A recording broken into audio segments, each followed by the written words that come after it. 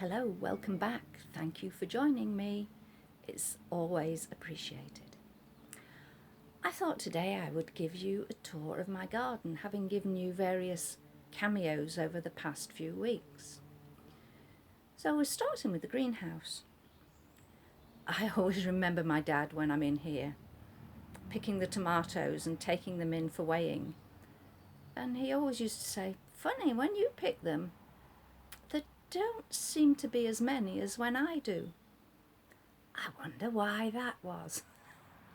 So tomatoes, peppers, cucumbers, and up aloft we have a fig, which with a bit of luck might actually bear fruit this summer. That would be appreciated. And just over here watching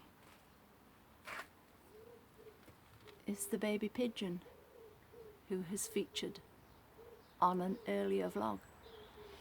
Those adult feathers seem to be almost all through now. No doubt he will be winging his way into the wider world soon.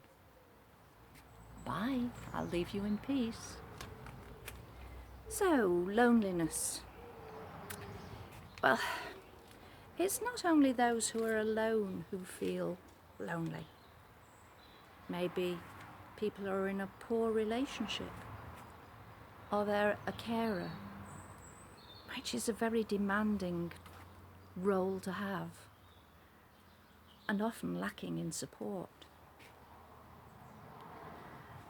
Many use distractions, such as working, studying, so that they hopefully will forget about their loneliness.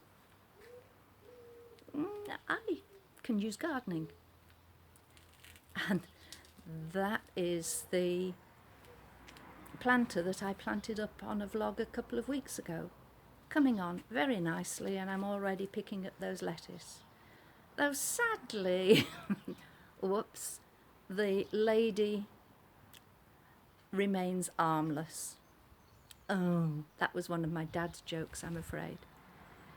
It will be sorted one of these days. So round we go. And I'm managing not to fall, so that's a plus. So, other distractions. Well, hobbies. And for lockdown, I got lots of hobby supplies in, and I still potter with them. For some, it can be isolating, but it does downgrade the loneliness because you're achieving and hopefully being creative at the same time. Maybe you're a joiner. No, I don't mean that you work with wood. You can join a club, maybe a walking group or a book club. This works for those who are inherently sociable beings, but for whatever reason have become cut off. And those like me who are more lonely in a crowd, in a larger group. Just an aside to say, this is my current working area. These plants and some that were still in the greenhouse will be featuring in the hanging baskets, which will be assembled next week. And then I can actually get out and eat outside without being surrounded by the various plants. So for me, the comfy cut-off point for number of people with whom I feel comfortable has gone down to 5 or 6. People that I know, and hopefully people that I trust. And I used not to be bothered about crowds, but that's changed. Next, you can bite the bullet and chat. I do this with fellow walkers, and if they've got a dog, well, that's a big help, because I can ask, is it okay to stroke?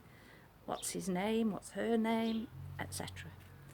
Sadly, I don't think that Mishka would be a good stand-in, a substitute for a dog. My cat would not respond very well to being put on a collar and lead and taken out across the fields. So I have to rely on others. I was in the supermarket yesterday and had a short but lovely chat with an assistant, and it made my day. I just hope that she appreciated how much her taking the time to talk and to help me meant. Back to the garden. That's a ladder of tomatoes. You might have guessed I like tomatoes.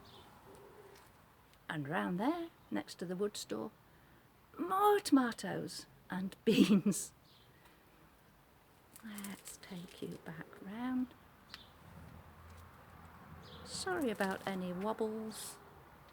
I am trying to keep things as smooth as I can as we scan the row of pots with peas, beans, courgettes, peppers, mange too, and yes,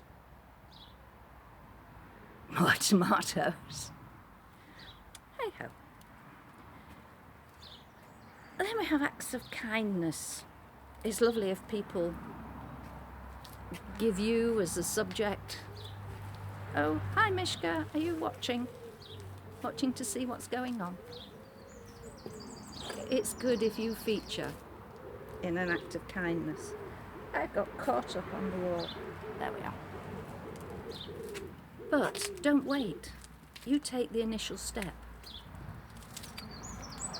In the past, I've put small potted plants with a note on doorsteps. Maybe put up a notice about a small knit and natter or coffee session. Though I do accept there can be health and safety implications here. So maybe simply circulate amongst people known to you, but who might not be in your circle of friends. If you go walking or do crafting, etc., ask others if they'd like to join you.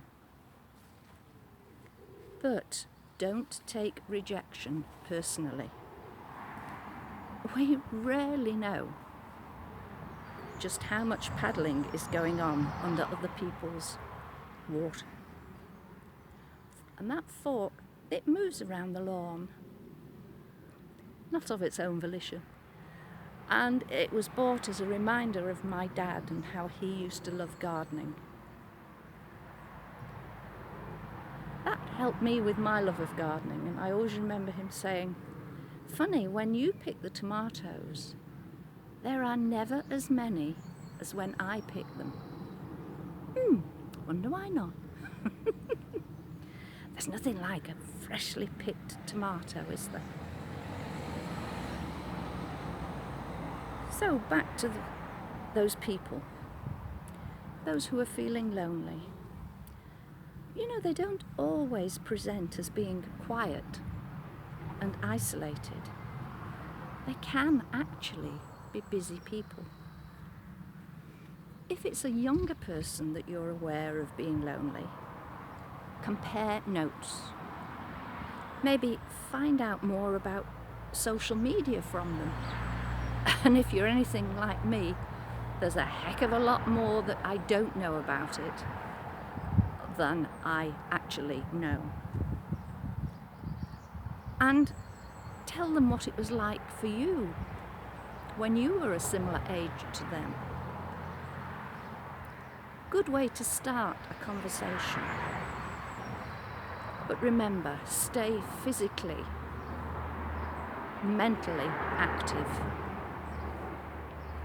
Both are part of feeling well, of feeling able to get on with things. So, talking of getting on with things, Do I go back to that summer house and sit in there for a while? Or do I go to the hanging bench where I made a pot of tea as a reward for me having made this vlog? The tea wins it. Take care and thank you for listening. Anybody fancies sharing a brew on the bench? My bench, not a certain other bench. Let me know. Take care.